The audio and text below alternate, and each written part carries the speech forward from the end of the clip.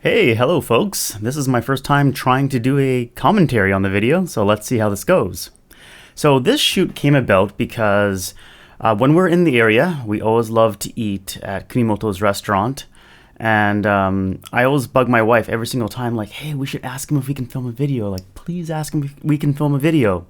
And finally, she's like, okay, I'll ask him. And then we got to film the video. He was ready to film right away when we asked him. He didn't ask too many questions. He's just like, okay. So something you should know about Kunimoto-san, he's a very quiet guy. And you may not think it, but I'm also a very quiet guy. Like, Kunimoto, he's just doing his job. He doesn't really chat with customers. So you kind of can't really judge his character when you first see him. But, when he gives you the food, he smiles. And as you saw when we interview him, he smiles quite a bit. He's a very friendly guy. But, he kind of just keeps to himself and does what he does. And that's it. But anyways, we're so happy that he allowed us to film. And so my approach for filming was I kind of wanted to try to be a fly on the wall, which is pretty much impossible when you have all your camera gear. But I didn't want to get in the way. I didn't want to, tell him to do this, tell him to do that. So besides the interview and the very final scene, everything is just like happening as it's happening. I didn't, get them to do anything, really. I just wanted to capture it.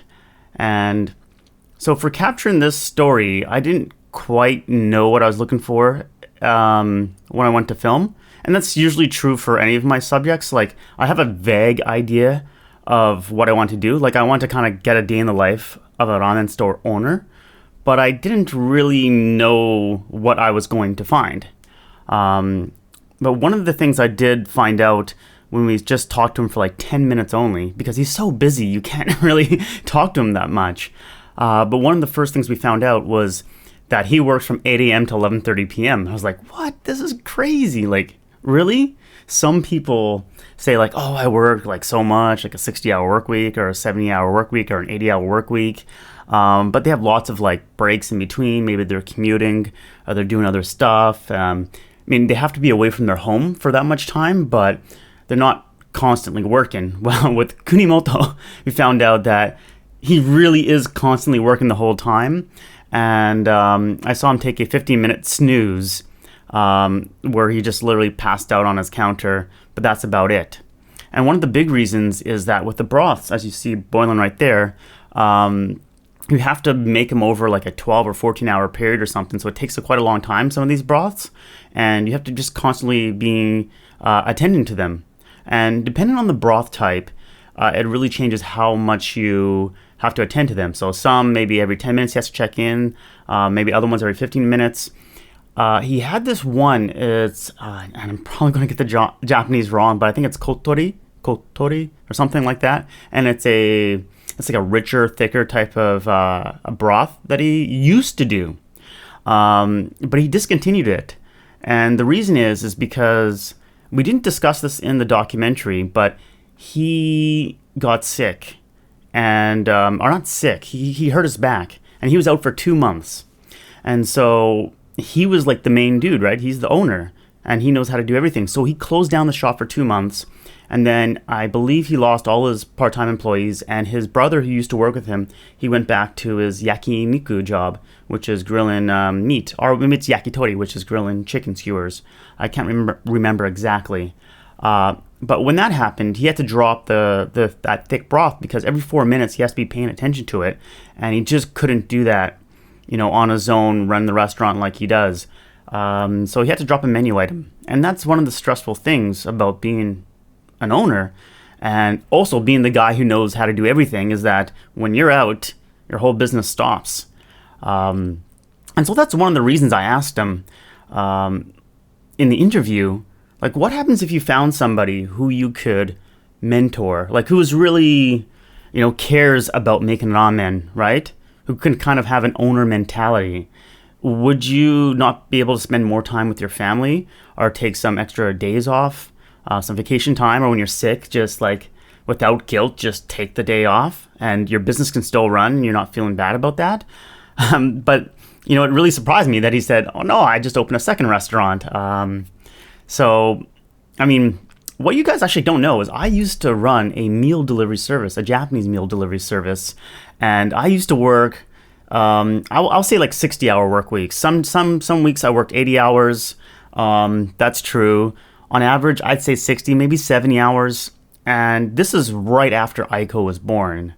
So this is 10 years ago. And I did that for 3 years, and I had planned it for like a year or two before, or maybe a year before that. So it took up, and then it took like a year to kind of close down, even after I was finished. But anyways, it takes up your life, running your own business, and especially a meal delivery service business where you're expected to be open like 6 days a week, or 5 days a week, or 7 days a week. It's really tough. And if you're having a bad day, I mean, you still have customers there that are waiting for you. You can't really close down without losing customers, or if you close down, you're losing money because he's still paying rent on the facility he is using.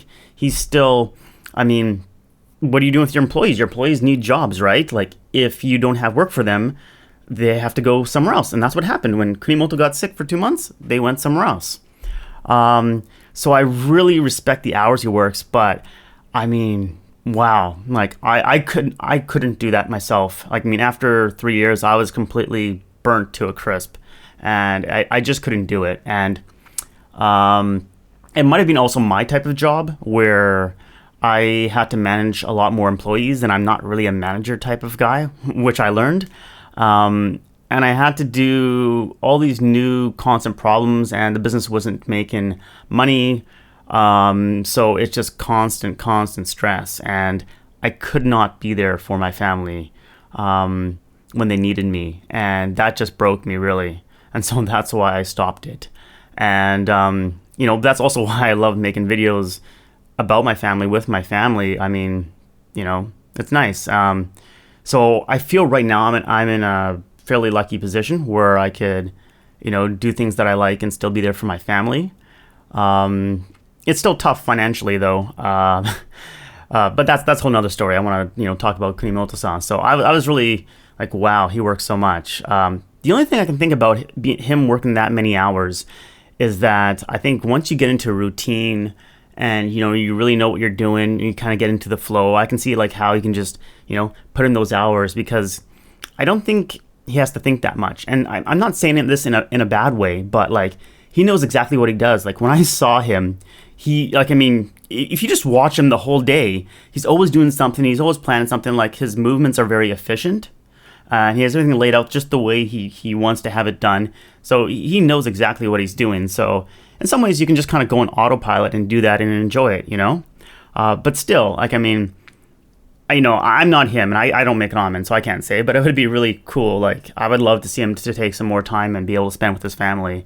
Because he does love his family. He has a couple kids. His wife, I didn't mention this, his wife actually works on the Saturdays with him. So I didn't catch that footage, unfortunately, but his wife works on Saturdays. And cleaning with him right now, that's his mother. His mother came in for an hour at the end of the shift. And the guy in the blue before that, the tall guy, that was his father who was working with him. And I don't know if his father works every evening or not, but essentially, in recent times, he's had a hard time finding part-time employees, so he's pretty much asking his family to come in and help him out.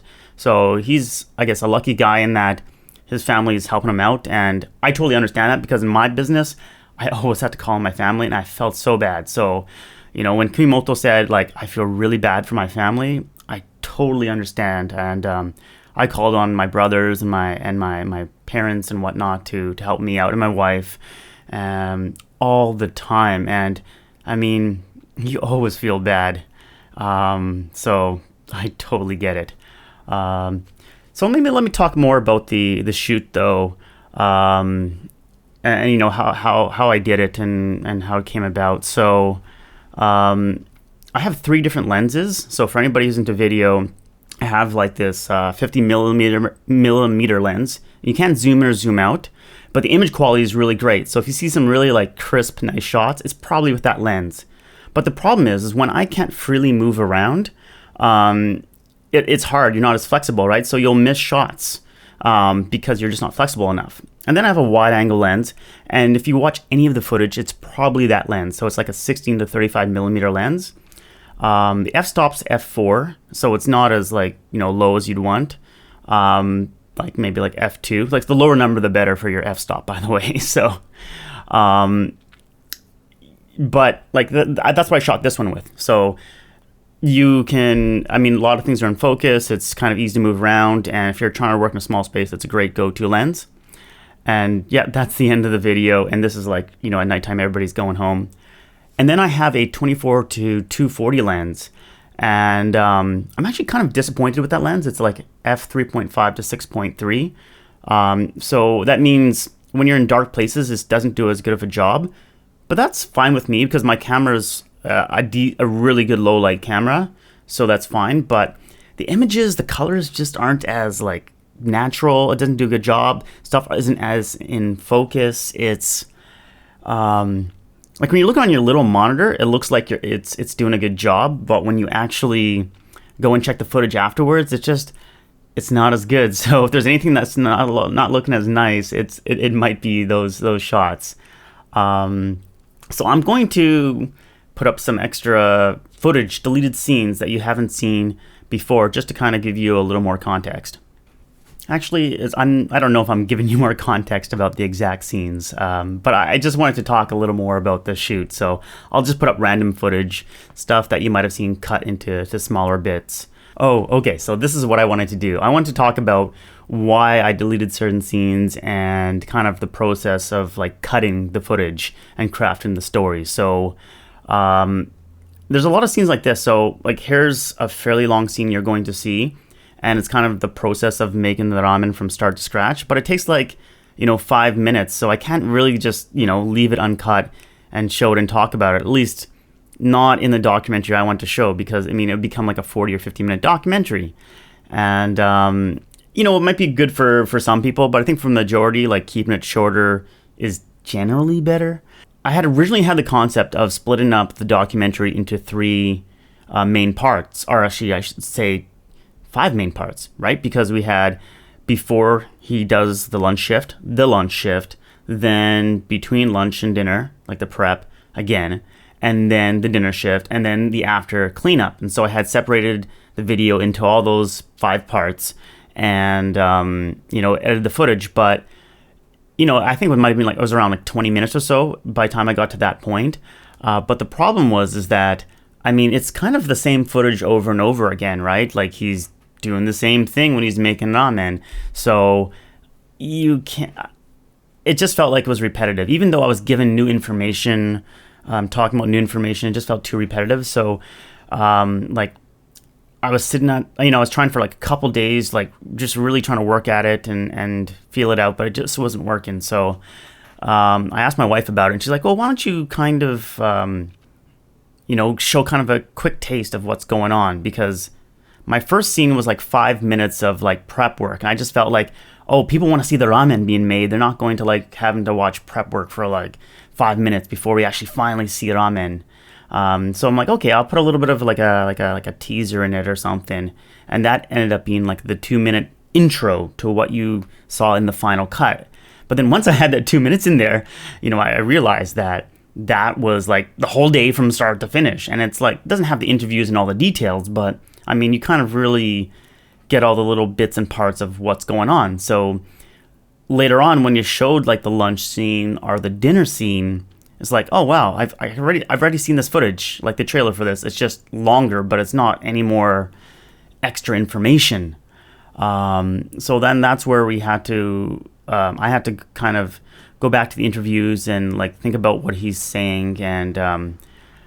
And he said a lot of like stuff that we cut out. So he did talk about his family and how he plays Pokemon Go on Sundays with his kids. And I asked him if he saw his kids, and he would say that when they're sick sometimes, they would, come and see him like on their way to the hospital or something. And every once in a while they'd stop by, but generally he doesn't see his family during the day is what I got from him. And so we had parts like that, but I don't know, it just kind of felt like we have a hard work section. I think that's the second section where we talk about how he's working so hard, and then you just put all this stuff about like, oh, he doesn't get to see his family so much, and then like he got sick and he got injured and hurt his back, and then, he's having trouble finding part-time employees, and you have all this stuff, and it's like, 7 minutes of grief. And it's like, okay, you get the point. Like, he's working hard and he has to give up family life, and he's his own boss and he has to do everything. So it was like, it felt like you're just going over the point too much. Like, we get it, dude works hard. So we cut down that working hard section to about like 2 or 3 minutes, so it wasn't too repetitive. But maybe if you're like me, you like to know all those details. So I kind of felt bad for cutting it, but it is what it was. And so maybe if you're listening to this, commentary, this is where I can, add that little bit of color to it and a little bit of extra information. He used to be a boxer. So people, I think somebody said like, oh, look at his arms or his body. And like, so he used to be a boxer, and he wanted to be I don't know if he wanted to be a professional boxer, but he's kind of going that route. But then he got married, and that is not his wife, by the way. So don't think that's part-time worker. His wife's not in the video, but then he got married, and, then you kind of like have that pressure to make money and whatnot. Like, that's what you do. You have to support your family. You can't be always selfish on like what you want to do. So he became a salary man. He kind of wanted to like, do something different maybe than his father, because he used to work in the ramen restaurant. But he soon realized like he was a salesman and he was a real estate agent, and that just wasn't for him. And then he went back to, he found out he loved making ramen, and then he went to training at the restaurant, and then you kind of know the story from there. I just wanted to go back to talking about filming again, just a little bit, and if I was going to do this again, what I'd do differently. And so Kunimoto-san, I didn't quite know how he felt about me being in his restaurant, because he's not a very talkative guy. And actually, it's funny that I'm talking so much right now, but I'm not a very talkative guy either. We showed him the video and he just loved it, and his family, he says like his family played it over and over again and they were so happy. So, I mean, that was honestly the biggest compliment that I got, was that his family really loved it and he was happy with the video. He had no clue what was in it before it was released, so he had no say what I was going to talk about or do. Like, he just knew I want to show a day in the life, and that's about all he knew.